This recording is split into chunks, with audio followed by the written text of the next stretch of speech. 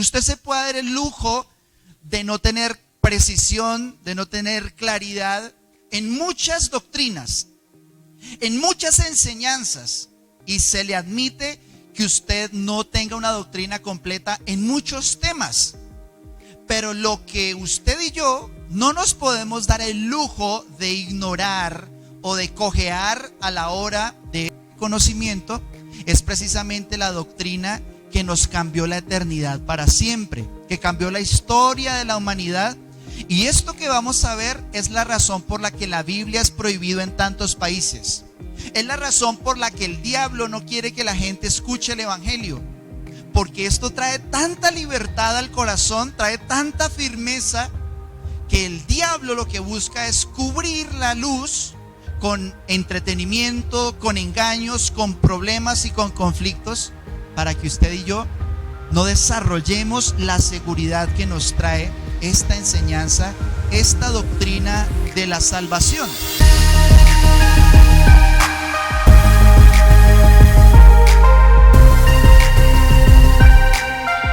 Este es el eje, el corazón, el centro de todas las cosas. Lo que vamos a estudiar hoy es la doctrina más importante, más relevante, más fundamental de lo que nosotros somos como cristianos y como hijos de Dios. Y por eso hoy, con esta palabra, queremos preparar el corazón para celebrar la Santa Cena. Nosotros, ustedes saben, no acostumbramos a hacerla todas las veces que nos reunimos, como en algunas iglesias lo hacen, sino que nosotros, deliberadamente escogimos algunas celebraciones especiales para darle este tono de solemnidad con el que hoy preparamos el corazón para recibir la Santa Cena por la comprensión superior que esto demanda. Entonces, hoy que vamos a hablar de la doctrina de la salvación, vamos a acercarnos a través de un versículo que está en Primera de Pedro, capítulo 1, versos 18 y 19. Dice así el apóstol Pedro: pues ustedes saben que Dios pagó. Diga conmigo, por favor, Dios pagó un rescate para salvarnos de la vida vacía que heredaron de sus antepasados. No fue pagado con oro ni plata, los cuales pierden su valor, sino que fue con la preciosa sangre de Cristo, el Cordero de Dios, que no tiene pecado ni mancha. La doctrina de la salvación es el eje central. Pero cuando hablamos de salvación tenemos que hacernos algunas preguntas, y es lo que vamos, con el favor de Dios, a responder esta mañana. Y en primer lugar, la pregunta que nos ocupa es, bueno, ¿y salvados como de qué? ¿Salvados de qué? El argumento de la justicia de muchas personas que no buscan a Dios, que no van a la iglesia, que no se someten a las escrituras, o que odian a los evangélicos, esos locos, ¿sí? Es el argumento de la justicia en un sentido extremo hacia la derecha y hacia la izquierda. Lo explico. El sentido extremo hacia la derecha es, bueno, ¿salvo como de qué? ¿Salvo de qué? Yo no necesito un salvador. Yo no robo, yo no mato, yo soy una persona buena, ¿sí? Yo hago las cosas bien en mi casa. La verdad es que yo me examino a mí mismo, y el sentido de justicia equivocado de los hombres lleva a esta conclusión: yo no necesito un salvador, yo así estoy bien, ¿cierto? Entonces, el sentido opuesto hacia el extremo izquierdo, digamos, por mencionarlo de alguna manera, es cuando una persona llega al otro extremo, y es la verdad. Mire, yo estoy tan podrido por dentro, estoy tan vacío y tan muerto que no va a ser eficaz la salvación en mí. Y yo he escuchado esto de muchas personas: pastor, es que usted no me conoce. Usted no sabe lo que yo he pasado. Usted no sabe el daño que yo he hecho a otras personas, que me he hecho a mí, a gente que me amaba. Usted no sabe el mal que yo he hecho. Pero la respuesta y la conclusión es el centro del corazón del evangelio. Y lo resumo así: nadie es lo suficientemente bueno para no necesitar a Jesús. Y nadie es lo suficientemente malo para que Jesús no sea eficaz en su vida. De manera que los hombres, en el extremo que sea que querramos ocupar, siempre quedamos amparados bajo su sangre cuando creemos en Él. Usted se sienta muy bueno, créame que no le alcanza su justicia. Usted se siente muy malo, créame que la justicia de Dios es tan perfecta que borra todos los pecados, que limpia el corazón y nos salva, como acabamos de ver en ese versículo, de la pasada manera, de la manera vacía que nosotros teníamos. Pero quiero ser claro, y es que para entender la naturaleza del pecado y de la condenación necesitamos la obra del Espíritu Santo. Está escrito, Jesús lo dijo, el Espíritu Santo va a venir. Y cuando venga, ustedes van a quedar convencidos de pecado, de justicia y de juicio. Es decir, Dios, por el Espíritu Santo, convence a una persona de algo que no creía antes. Una persona sin Cristo y sin la obra del Espíritu Santo difícilmente es convencida de que necesita un Salvador. Y les voy a poner un ejemplo. Resulta que había un hombre que se llamaba Luis Pasteur. Y Luis Pasteur desarrolló un proceso que se conoce como la pasteurización, ¿verdad? Y si usted mira la biografía de Luis Pasteur, es hermosa. Un científico, un hombre brillante, y nunca se avergonzó del evangelio, nunca renegó, y fue tan brillante junto con muchos otros científicos cristianos como Blaise Pascal, Newton y una cantidad de personas que abiertamente decían: la palabra de Dios es verdad. Porque el hecho de que la ciencia pueda explicar algo no significa que lo entienda y no significa que anule la creación de Dios. Mire, Luis Pasteur dijo: hay unos organismos que están deteriorando la salud de las personas. Hay una serie de organismos microscópicos. Estamos hablando de una época en la que los lentes no se habían desarrollado de una manera tan perfecta como para ver las estrellas, como para ver hasta lo más pequeño. Y las personas sencillamente veían una enfermedad, pero no sabían de dónde venía. Y resulta que la leche tiene unas impurezas biológicas que por un proceso tiene, como cuando uno hierve la leche, como cuando uno hierve el agua, que uno lo hace no solo para que esté caliente, digamos, sino porque uno sabe que hay un proceso que es necesario que atraviese la materia para que quede pura. Pero es como el coronavirus. Resulta que cuando el coronavirus llegó a la escena pública, muchos negacionistas aparecieron, ¿no? Y muchas personas decían: eso es carreta, eso no existe, eso es imposible, eso es una conspiración, eso son las élites. Y así con muchas enfermedades que son microscópicas, que no son evidentes, que no se pueda ver, no significa que no produzca un daño, no significa que esa enfermedad sea nula o sea vacía. Con el pecado sucede algo similar. Y es que el pecado, hasta que una persona no experimenta los efectos de su vida vacía, no experimenta la necesidad de encontrar la sanidad. Por ejemplo, si a una persona le dicen: mire, usted tiene que aplicarse esta quimioterapia, tiene que meterse esta radioterapia, tiene que hacer una cantidad de procedimientos que le van a tumbar el pelo, que le van a traer días difíciles y tal vez lo maten. Tal vez no sea la enfermedad, sino el intento de cura. Y es un proceso difícil y doloroso. Pero cualquiera se sometería a ese procedimiento si está sano o si cree que lo está. Por eso es necesario que el Espíritu Santo nos revele la muerte a la que los seres humanos sin Dios están sometidos. Por eso, si el médico no viene con toda la evidencia suficiente para demostrarle que en pocos días va a dejar de ser, esa persona no se somete a un tratamiento tal vez difícil, pero que sabe que le va a costar su salvación. De una manera similar, el Espíritu Santo me convence de la necesidad de esa respuesta de Dios, que es la sangre de Jesús. Veamos Romanos 5:12, que dice algo que es muy tremendo. Nos da una claridad. Dice, el pecado, ese es el procedimiento del contagio. El contagio, o sea, la zona cero fue Edén, ¿no? Ustedes saben que el coronavirus se dice que fue, ¿en qué ciudad? ¿En China? ¿En qué ciudad?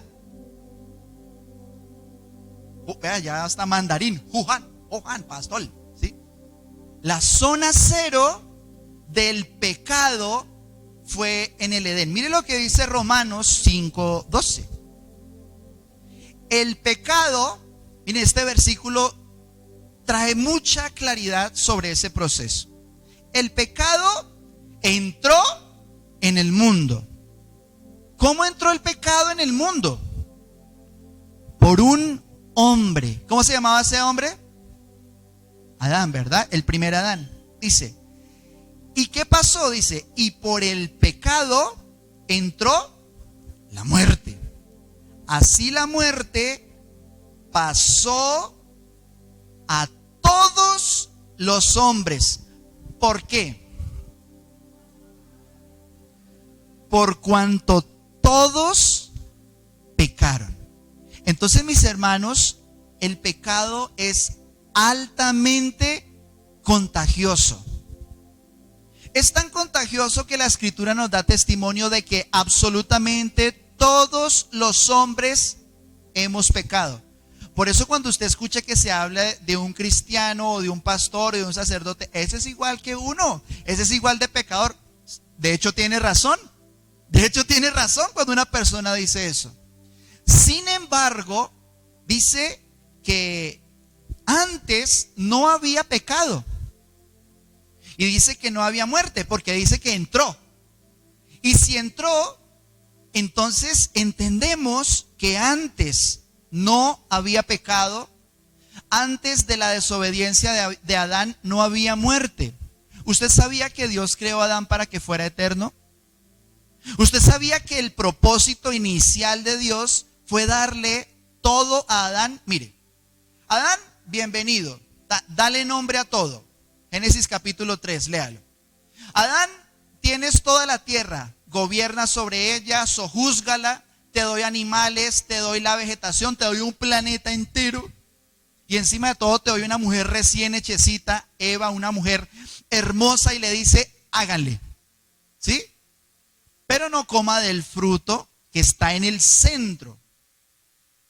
Ahora, el pecado se introdujo y eso produjo muerte. Miremos lo que dice Salmos 49, versos 6 al 8.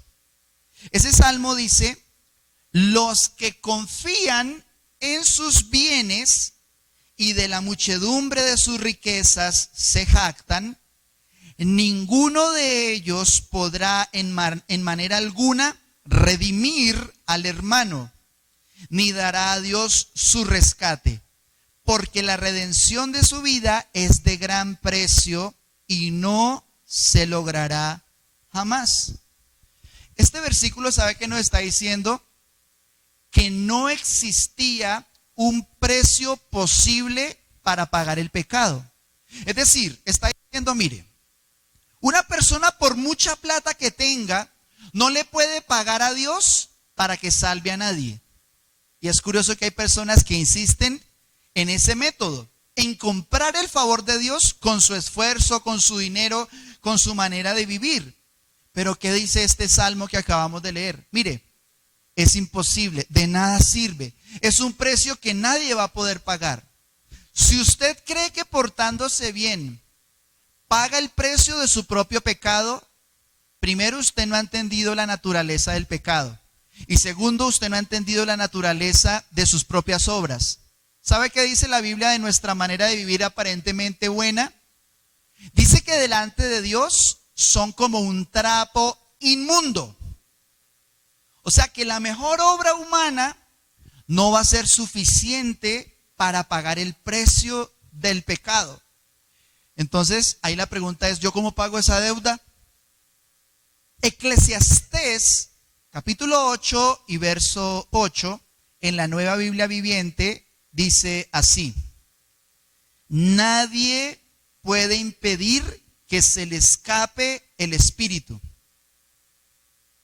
Nadie tiene poder para evitar el día de la muerte, pues no hay licencia que libre de esa obligación y de esa negra batalla. Y desde luego la maldad del ser humano no le ayudará entonces. Aquí está describiendo la muerte. Ya hablamos del pecado, no hay oportunidad de pagar el precio del pecado. Pero este verso nos está recordando que por más que uno quiera aferrarse a la vida, que por más que uno quiera prolongar la vida, en esa batalla, mire la poesía tan bonita de la Biblia, dice que la guerra con la muerte, el asunto de la muerte es como una pelea. ¿Y por qué se siente uno tan triste cuando un familiar se va? Porque uno siente que perdió la pelea. ¿Por qué nos ponemos tan angustiados cuando nos dicen, nos amenazan de muerte o sentimos que vamos a pasar por un proceso que nos puede terminar la vida? Porque sabemos que la muerte, las armas de la muerte son tan duras y tan fuertes que no hay manera de ganarle. Por eso ese versículo nos dice, nos recuerda que no había un poder suficiente contra la muerte. Entonces estamos en un problema muy serio, porque Romanos capítulo 3 versículo 23 nos lo recuerda también muy claramente y dice: porque la paga del pecado es la muerte. Sin embargo, damos gracias al Señor porque aunque este panorama hasta este momento es muy oscuro y hay muchas personas que con bastante morbo se enamoran de la mitad de este versículo. Muchas personas dicen porque la paga del pecado es muerte y evangelizan trayendo tanto miedo que la gente no busque a Dios porque Él es vida y por su gran amor, sino porque no quiere morir. El verso completo sí dice cómo deberíamos nosotros vivir.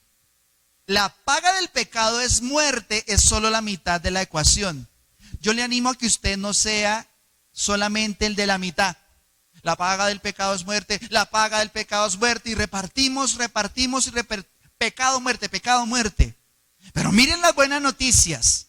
Mas la dádiva de Dios es vida eterna en Cristo Jesús, Señor nuestro. Esa es la mejor noticia. Miren la palabra que aparece allí. Es la palabra dádiva. ¿Qué es una dádiva? Una dádiva es un regalo. Luego, frente al problema del pecado y de la muerte, ¿qué decisión tomó Dios? Regalarnos vida eterna. ¿Cómo? ¿En quién? En Cristo Jesús. Así que la respuesta a la primera pregunta, ¿cuál era la primera pregunta? ¿De qué fuimos salvos? ¿Cuál es la respuesta? Fuimos salvados del pecado y de la muerte. Ahora, la siguiente pregunta que nos va a ocupar es, bueno, ¿cómo fuimos salvados? ¿Cómo nosotros podemos acceder? Que es la gran pregunta. ¿Ustedes se acuerdan cuando el joven rico se acercó a Jesús? Maestro bueno, ¿qué cosa haré para conseguir la vida eterna? Y la respuesta de Jesús es muy poderosa. Juan capítulo 3, verso 16. Miren, este versículo es el más conocido de la Biblia por una razón. Y es que resume condensa todo el proceso de todas las cosas. Porque dice, de tal manera, o sea, nos habla de un amor de una magnitud incomparable. Dice, de tal manera amó Dios al mundo. ¿Amó el mundo a Dios? El mundo es tan especial que Dios dijo, no, esos son míos. ¿El amor por dónde empezó? ¿Será que un cristiano grandioso es el que ama mucho a Dios? Un cristiano grandioso es el que sabe que Dios lo ama mucho. De tal manera amó Dios al mundo que ha dado a su Hijo unigénito para que todo aquel que en Él cree no se pierda, mas tenga vida eterna.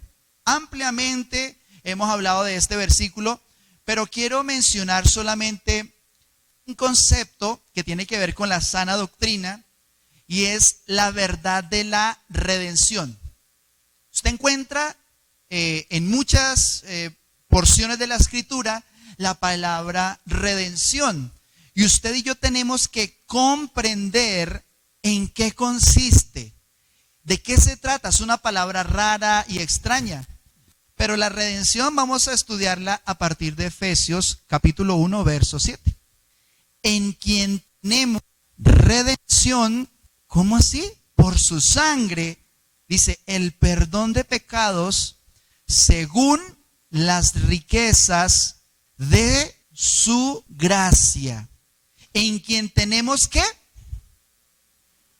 En Jesucristo tenemos redención por su sangre, el perdón de pecados según las riquezas de su gracia.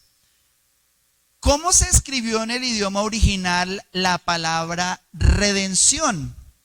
La palabra redención en el original griego es la palabra agorazo, con Z-O, agorazo. En la antigüedad, para uno referirse al mercado, a la plaza de mercado, la palabra original era la palabra ágora. Y cuando una persona iba a comprar, la palabra que se utilizaba era agorazo. Entonces, cuando dice este versículo, en quien tenemos agorazo, en quien tenemos redención, está refiriéndose a un término de comercio. De comercio. Es como la parábola del hijo pródigo. Realmente la parábola del hijo pródigo, aunque nos recuerda de la salvación, es una enseñanza de las finanzas. ¿Usted cree que si ese muchacho, el hijo pródigo, tuviera más dinero, había vuelto donde el papá? Hay gente que no peca más porque no tiene más plata. No va a decir amén. Uy, no va a decir amén. ¿Cómo así? Ay, yo quisiera un poquito más, dicen algunos. ¿Sí? Por eso lo que prueba el corazón para muchos es el dinero. Pero mire lo que enseña la Escritura. Y es que nosotros fuimos redimidos, significa que nosotros fuimos comprados. ¿Sabe cuál es el pasatiempo del diablo? Esclavizar gente. El pasatiempo del diablo es amarrar personas para que nunca queden libres de la enfermedad, que nunca queden libres de las deudas, que nunca queden libres de la amargura, sino ahí esclavizados. Una persona oprimida por el diablo siempre la pasa esclavizada. Pero la Escritura enseña que Jesús, si hay alguien vendiendo esclavos, el diablo ahí vendiendo esclavos, los seres humanos, vendo seres humanos, esclavos, hacen todo lo que yo les diga, vendo seres humanos. El Padre envió al Hijo y le dijo, tuyos son. ¿Y sabe qué hizo Jesús? Agorazo. Compró a la humanidad. No se le olvide eso. Cuando usted diga redimidos, redimidos, redimidos, como el cantante redimidos, la palabra realmente es comprados. Ahora, dentro de ese mismo sentido, hay otro concepto que es el rescate. El rescate, que tiene una estrecha relación con la redención, nos habla de cómo nosotros fuimos redimidos por ese rescate. Mateo 20:28 lo dijo nuestro Señor Jesucristo. Dice, como el Hijo del Hombre no vino para ser servido. ¿Usted sabía que Dios no vino para que lo sirviéramos y lo adoráramos?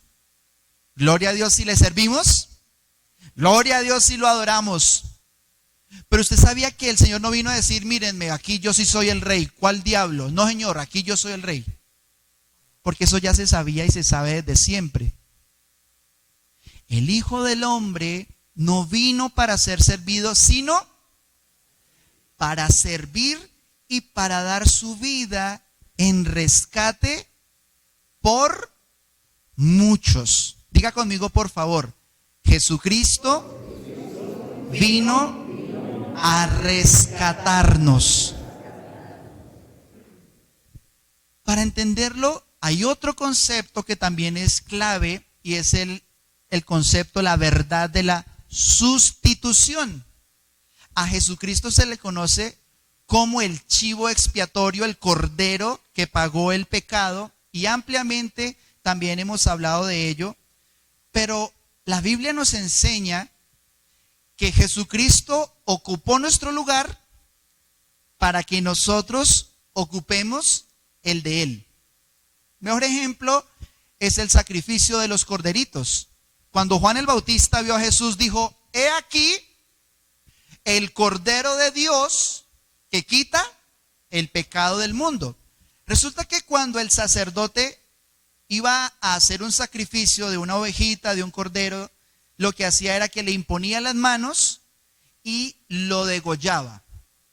Entonces la persona que traía su corderito decía, mire, yo vengo a pagar mi pecado.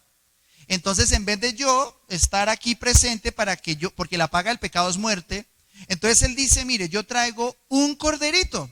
Y el sacerdote no mataba al dueño del corderito, sino al corderito lo degollaba. Por eso se dice que Jesús es el cordero inmolado. Porque después de que se le cortaba el cuello y derramaba su sangre en el altar, el sacerdote tenía que hacer un procedimiento. Después quemaban la grosura, quemaban como una parte del carnero o de la ovejita. Cuando la ovejita entraba, era justa, ¿cierto? Pero cuando el sacerdote oraba por la ovejita, la culpa de la persona se le pasaba a la ovejita. Y la justicia de la ovejita se le pasaba a la persona. Entonces la ovejita entraba justa y moría por causa del pecado. La persona entraba pecadora y salía justa por causa del cordero. Sustitución, ¿sabe qué significa? Que cuando usted mire a Jesús, cuando usted mire a la cruz, cuando usted ve a Jesucristo crucificado, no le ponga la cara que le ponen en las películas. No le ponga los ojos azules y su cabello recién peinado, porque realmente la cara que debería estar allí es la de cada uno de nosotros.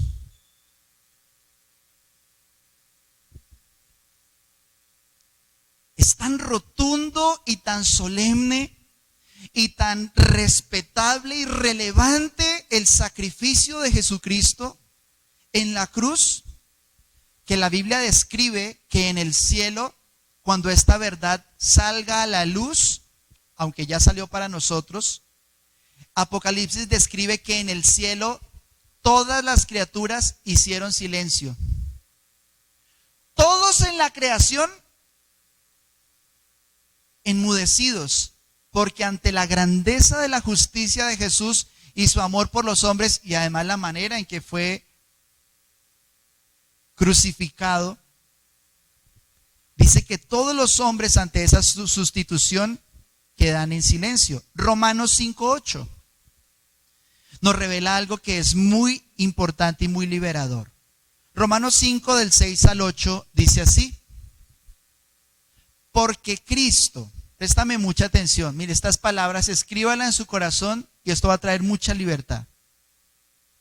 Porque Cristo, cuando aún éramos débiles, a su tiempo murió por los impíos. Ciertamente, apenas morirá alguno por un justo. Con todo, pudiera ser que alguno osara morir por el bueno, mas Dios muestra su amor para con nosotros en que, siendo aún pecadores, Cristo murió por nosotros. Esa es la sustitución. Pues dice que Cristo murió por nosotros. Aquí hay un concepto y es morir por alguien más. Yo le pregunto, sinceramente, genuinamente, ¿usted moriría por alguien más? Solamente dicen sí en su corazón los que aman genuinamente. Por eso Dios se presenta como Padre, porque la familia está diseñada para que nosotros podamos entender la capacidad de morir por alguien. ¿Usted alguna vez amó a alguien tanto que usted dijo, yo por esa persona daría un pulmón, daría un riñón, daría mi sangre, daría lo que fuera, un ojo, la parte que me pidieran? Pero ¿alguna vez usted llegó a pensar, yo daría mi vida con tal de que la otra persona viva? Eso se llama amor. Eso sí se llama amor, porque el amor es sufrido. Pero yo te pregunto, y esto es todavía más relevante, ¿tú crees que alguien moriría por ti? ¿Genuinamente usted cree que alguien de su familia estaría en la capacidad de morir por usted? Si alguno de ustedes dice sí, yo le doy gloria a Dios, porque usted es una persona que se siente amada y Dios lo rodeó de personas muy valiosas. Dios le regaló gente tan valiosa que tal vez darían su vida. Pero si usted fuera una persona pésima, ¿usted cree que esa misma persona haría su vida por usted? ¿Usted no le ha pasado que cuando uno ve a un policía dándole a alguien con el bolillo, uno dice, uy, qué policía tan injusto? Sí, nos están matando, policía. Pero si le dijeran, mire, es que él acaba de violar a una cantidad de niñas, ¿usted qué diría? Dele más duro, dele con todo. Mire, así es la injusticia humana, porque juzgamos por las apariencias. Pero morir por alguien más es una facultad que solo está reservada a esta magnitud para Jesús, porque dice, tal vez alguien muera por un justo o por un bueno, pero Jesucristo es el único que entregó su vida ¿por quiénes? Por un montón de injustos. Mire lo que dice ese versículo.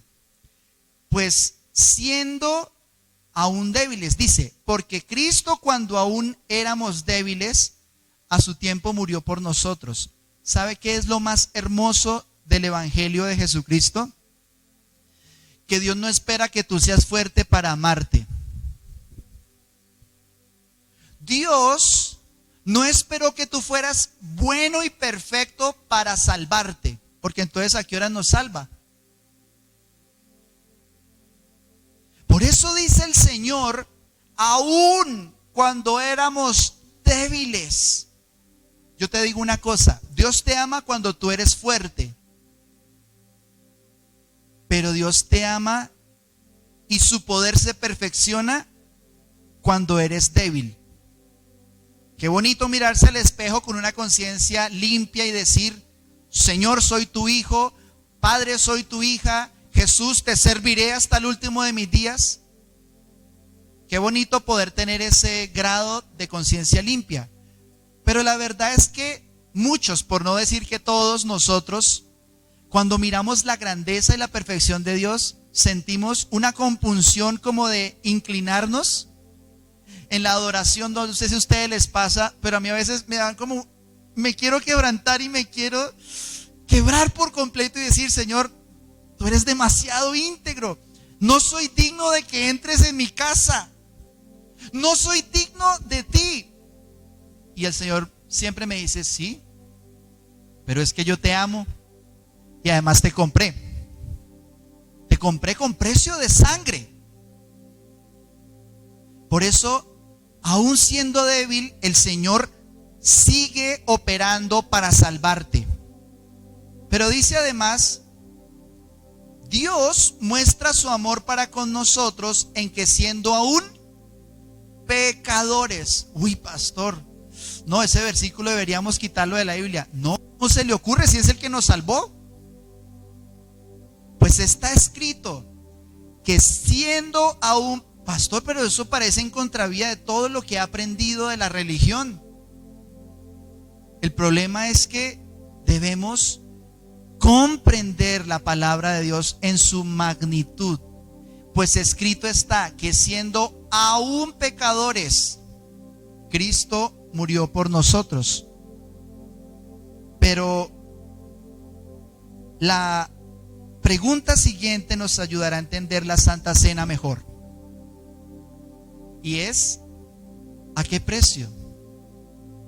¿A qué precio nos compró el Señor? Yo le pregunto, ¿cuánto pagaría usted para que nunca se murieran sus hijos?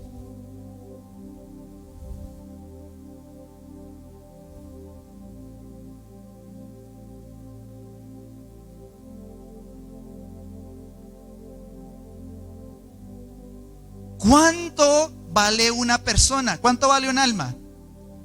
El problema con la gente que divide las iglesias, el problema con la gente que hace que la iglesia se divide y se lleva gente, el problema real detrás de todo esto es que como eso le daña la fe a tantas personas, se nos olvida cuánto costó un alma.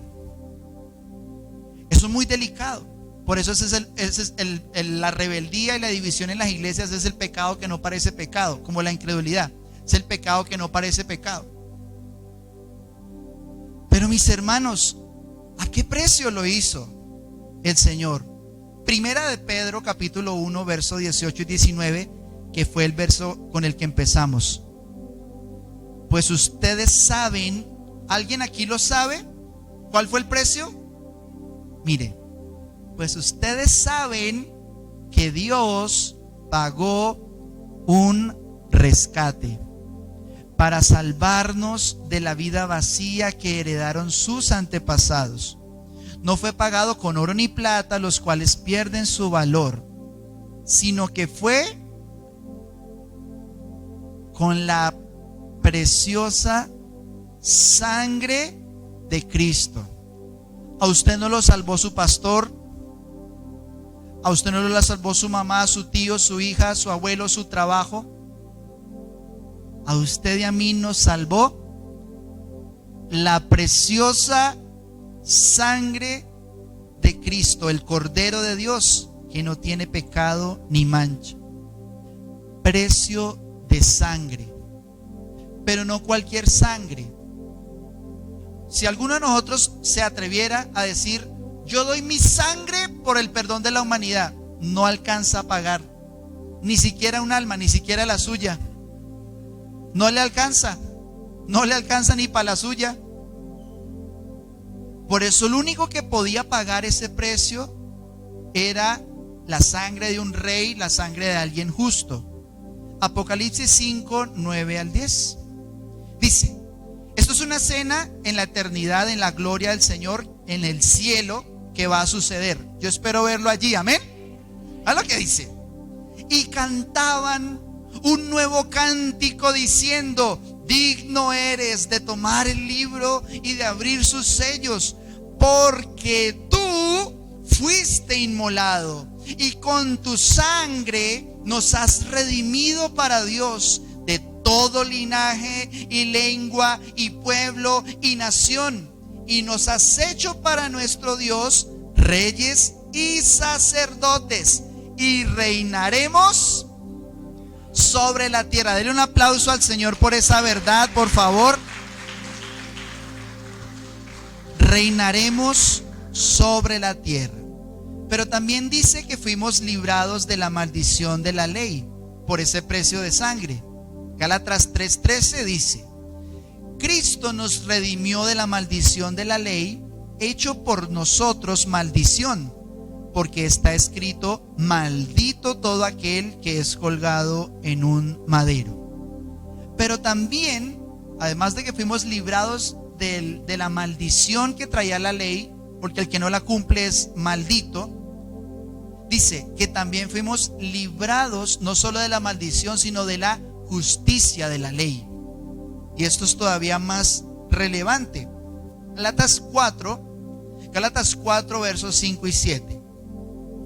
Para que redimiese a los que están bajo la ley, a fin de que recibiésemos la adopción de hijos. Y por cuanto somos hijos, Dios envió a nuestros corazones el espíritu de su Hijo, el cual clama, Abba Padre, que significa como mi papito, papito Dios, mi papá. Es una expresión Abba, es como cuando uno le dice a alguien papito, ¿sí? Mi amor, papito. Abba es una expresión de cariño, de reverencia, pero de cariño y de cercanía. Abba Padre. Así que ya no es esclavo, sino hijo. Y si hijo, también heredero de Dios por medio de Cristo. Ser redimido, haber sido comprados por precio de sangre, tiene una cantidad de beneficios ilimitados. No nos alcanza todos los años que nos restan o todas las horas que nos restan para indagar lo suficiente en todos estos beneficios, pero vamos a recordar solo esto. Hebreos 10:10.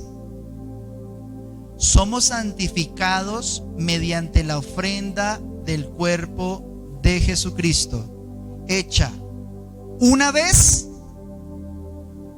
para siempre. Diga conmigo, por favor: yo fui santificado por la preciosa sangre de Jesús, que ofrendó en su cuerpo una vez y para siempre. Somos santificados no mientras nos duren el entusiasmo.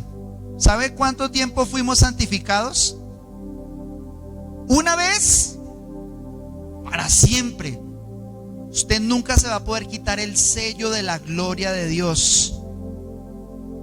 Y la pregunta que nos hace llegar al final para poder participar de la Santa Cena es: ya sabemos de que fuimos salvados. ¿De qué?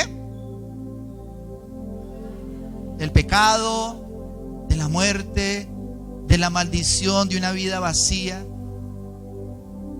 ¿Cómo fuimos salvados?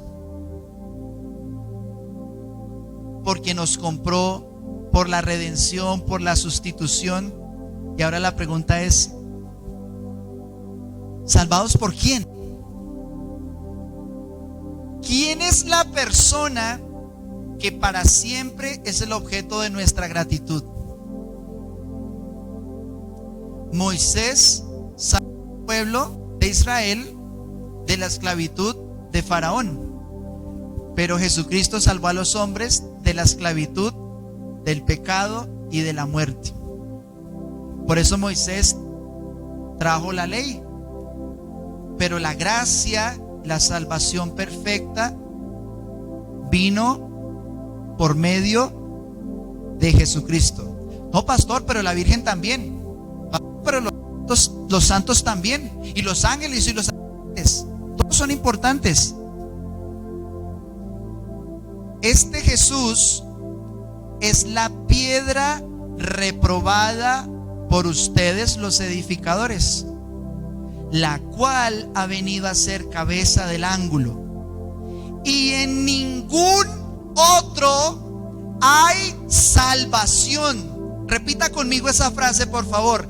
En ningún otro hay salvación, porque no hay otro nombre bajo el cielo dado a los hombres en que podamos ser salvos. Entonces, ¿a quién le agradecemos? Es que no lo escucho casi.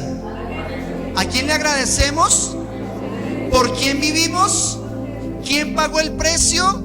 ¿Quién derramó su sangre? ¿Por quién viviremos? ¿Para quién viviremos? Si usted va a vivir para Jesús junto con nosotros, yo le invito para que oremos y demos gracias al Señor Hay personas aquí que se han desanimado con las religiones. Hay personas aquí que no saben a dónde ir para pagar el precio.